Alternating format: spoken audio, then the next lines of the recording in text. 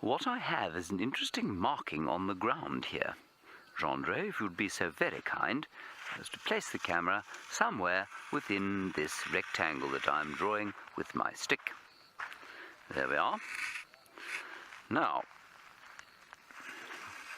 what we have here is the scrapings of an animal, and the scrapings of an animal that is possibly blessed with a pedal gland. In other words, the gland that is, well, in between its little toes. Now, what I want to do is have a smell at this first, because I don't know if it actually has a smell to the human nose.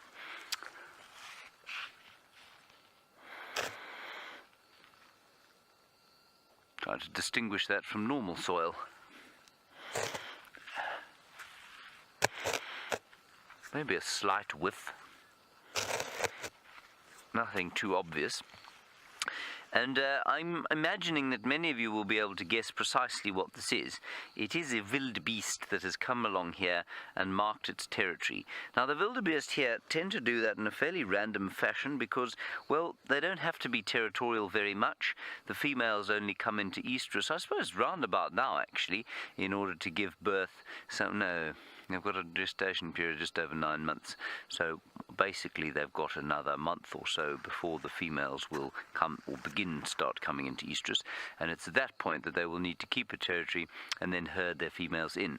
But there has been a lone wildebeest around here lurking about, normally with the impala, and this is his sort of territorial marking. I almost feel like he's doing it because he feels he should.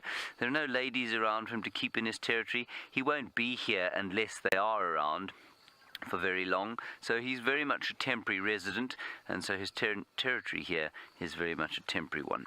And that's what he does. He's got a gland between his front feet. Genre, you're about to stand on a poo-poo. Careful there. Take one step back with your right foot. Genre's going to stand on a dung.